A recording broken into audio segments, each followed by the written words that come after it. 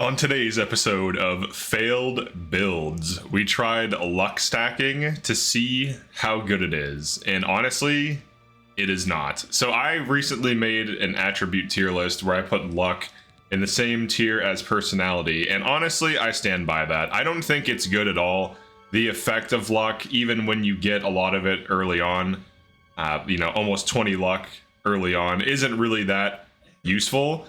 So here is the build. I made a wood elf, thief birth sign, the class I just named it ranger, and I tagged luck to get +5, and I tagged agility. And the idea was I was rushing 100 agility and, like, in this case, almost 70 luck, 68 luck, to try to use luck to boost up my bow damage and maybe my blade damage. The blades I was using scale with agility as well, and I was hoping that this would be good, but it just isn't. All right, and also we have to talk about Bretons, but here is the build. We have armor to repair our stuff, we have blade to kind of go for melee attacks, we have block to kind of tank close range, we have alteration for the shield as well as for lock picking, but mostly for the shield.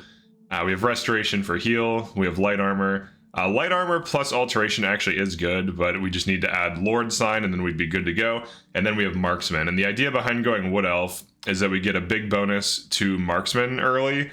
But honestly, like, wood elf is only really good, I think, on like stealth archer with poison. Outside of that, it just doesn't really do too much. But this idea just isn't very good because the scaling is just not there. You might be thinking, oh my god, you have 24 damage arrows, or like the bow plus the arrow, I get 24 damage. That's got to be good, right? Well, it's not. It's not good at all. Like, I could easily rush 100 agility without the luck.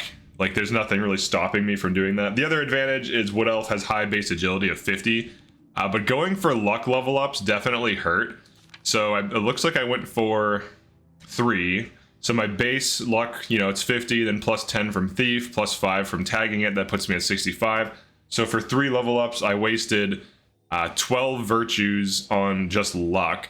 But that's not even really the big issue with the build. One of the big issues with every build is just simply planning.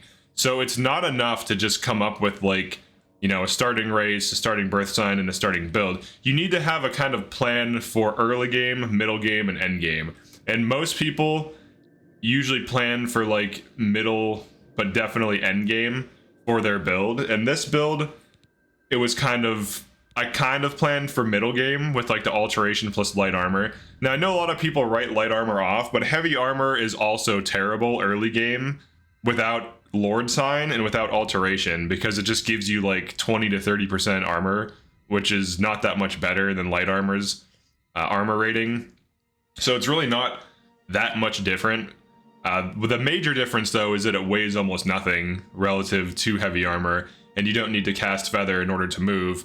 But if you do cast feather, early feather makes your armor weightless, whereas early feather on heavy armor does not, because it's super heavy.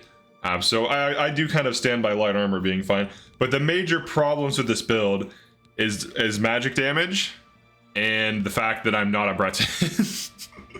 Breton has 50 more magicka base, and also 50% resist magic. And if I were to run the Lord sign on this build, it would just be better. I would have 65 magic reduction.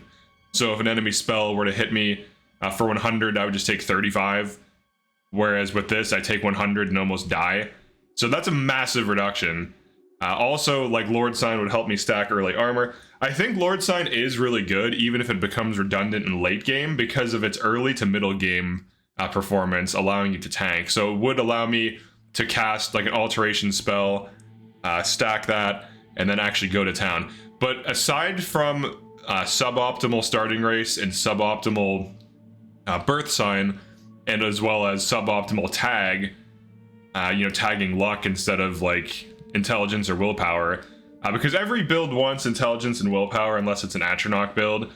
These are just extremely useful, especially for, utility and healing. Like, I can cast feather, I can cast huge armor buffs, especially if I power level alteration while I'm doing quests and stuff. Even if I just like cast it as I'm like running from point A to point B and then waiting and stuff. I can easily power level alteration to like 50 to 75 over the course of like 3 to 4 hours of gameplay or so without just sitting there farming explicitly. But tagging luck and also investing virtues into luck, it's just a waste. The issue is the advantage of gaining slightly increased damage before your skills hit 100 is completely undermined by the fact that if you just know where to grab an enchanted bow or an enchanted blade, you would be dealing more damage that way. So if I would have pursued an early chill rend at like level 5 or whatever, like if I looked up the breakpoints on chill rend and did that quest and got that item early, and then maybe found a nice enchanted bow that's decent early, I would be in a much better position, especially if I also got Azura's Star. I'd be in a much better position than I would be, you know, just running generic things and hoping for the best. So not planning on when I'm getting my weapons and how I'm getting my weapons definitely hurt this build. I kind of just started farming recently, so let's actually like show how the build does in combat to kind of like solidify that it is a failed build. Now you could argue that I could tough it out, and sure I could, but let's like shoot this guy. So I can slowly deal chip damage to this enemy. I have to avoid his spells though. I deal very little damage per hit. Single spell almost kills me. Now if I was on Breton with Lord, I would have easily tanked that and I could keep my offense up. So 2 spells kills me, right? On a build that does not want to be sneaking, that wants to like duel people. So the big issue is with this build, I want to be able to go toe to toe with enemies, rely on blocking and light armor, but I can't do that if my low magic defense results in me dying anytime I push. So if I switch to dagger to close distance gap, you know, I can pop the shield to actually hit like decent tanking even without the Lord sign, but I have to really play around dodges. And also look at my magic pool right now, I'm out. So there's several problems with the actual build itself. I could be more magic on Breton. And look how much damage I take from a single spell. It's just ridiculous. It's as if I'm an apprentice. I might as well be on apprentice, and I might as well not even go for like the close range.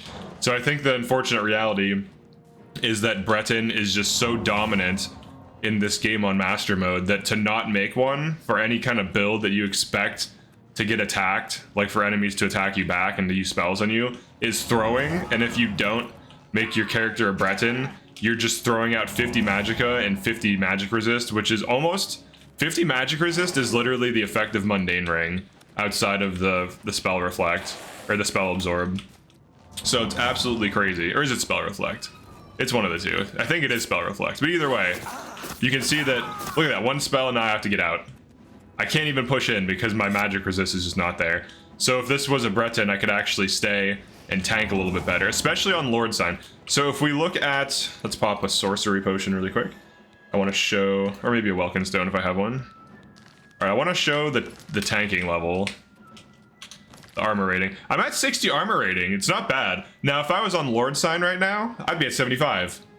I'd almost be at armor cap at level 12. That's actually pretty good. People say light armor is trash, but like, honestly, with heavy armor, it would be very similar. The result would not be that much different. However, the big difference is I'm actually fast. So even with just like mithril pieces and, you know, not even, what am I? 52 light armor, not even close to like 75. I'm still able to tank with like middling, you know, armor, and it's still decent. Now I do have 2 things that give me some armor rating. These 2 here. Fire Shield Ring, Frost Shield Ring, so that's plus 14%. So that's basically adding Lord Sign. But, you know, if I'm farming, which I was, for items, eventually I would get something like this. I could also go for Namira's Ring for guaranteed 12% damage reflect on melee, so that when I go in for melee range, I do have an additional damage reduction. But reasonably, I could be hitting, I would say, roughly, you know, 55 to 65 armor rating with just mithril pieces and a generic ring, which I could easily get from Robber's Glen Cave. You could just farm Robber's Glen Cave or Crayfish Cave and get quite a bit, or Crayfish Cove or whatever it is. So you get quite a bit of enchanted rings. Easily find like a 10% shield ring or something. But the build, it's missing an enchanted bow. It needs Azura Star, and it probably also needs mysticism. It might just need mysticism as a utility. I also might want to grab early Umbra. Now the issue, if I want to use Umbra long term though, yeah, look at this damage, dude, I just take way too much. The issue, like for early game, for healing, is in order to heal efficiently, I have to be at like 75 to 100 restoration, and I want to have higher intelligence and willpower to regen. So right now, both of those stats are quite low. We're looking at, I mean, 73, 75. It's decent, but you really want to max it out. You can easily max these out before level 10 on the right class. And getting agility is not super important. It does matter for a build like this because eventually I want to scale, you know, my short sword and dagger and bow damage. That's like the idea of the build, is that I don't rely on strength at all. But in this situation, I just don't have enough regen to heal, and I take way too much damage from magic. So anytime a spell hits me, I have to retreat and like switch to bow and start DPSing and like dodging spells. And if I get hit with a spell right now, I'm dead. Now I can do that, but the build is definitely not popping off. If I have to like go on super defense mode as soon as a single spell hits me, that's definitely not ideal. And also the DPS could be better. So if we had like a decent enchanted bow, now I could do Mage's Guild. I could go for like recommendation quests, unlock enchanting, make a custom enchanted bow, and then get Azura Star, level up mysticism. Now mysticism doesn't have to be a major skill for me to level it up. I could level it up outside of it being a major skill, but it's not like, you know, I need Soul Trap clearly if I'm gonna like recycle enchantments and stuff, and obviously Conjuration is always useful. So this is what it takes to get a kill. You know, just pure dodging and archery. If I go in too close, the risk of getting hit with a spell just completely negates the point of the dagger. Now, could I farm up to high level and then get a guaranteed mundane ring from the main quest, and then have like some tanking on magic? Sure. But that's true of any build, and honestly, if a build doesn't really perform well at low to mid level, I do kind of consider it to be bad. Now, this build is performing, but you could argue it's me as the player that's carrying this. Like, if you just gave me a bow and no armor and nothing, like, I'm sure I could kill enemies with just positioning and movement. But that doesn't mean the build itself is working, because we have to factor in, you know, if the combination of skills we're using is actually popping off. Now, the idea behind this build actually is a solid one.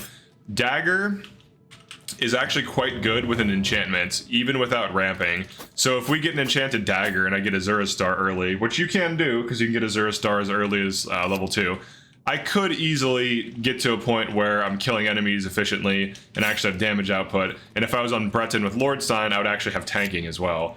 So I think if we actually remade this build, it could be good, but obviously Breton just has like such huge advantages that it's hard to not run in master mode. Otherwise, we're just looking at a single spell kicking us away from an enemy. And also consider if I'm fighting like 3 things at once, if I want to go in for like a dagger nuke, and assuming I actually have an enchanted dagger to nuke off of, I don't want a single spell turning me away, or worse, like 2 enemies each cast a spell, both spells hit me and I just instantly die. That's not really ideal for a build that wants to get in close. So luck, I still think isn't really good.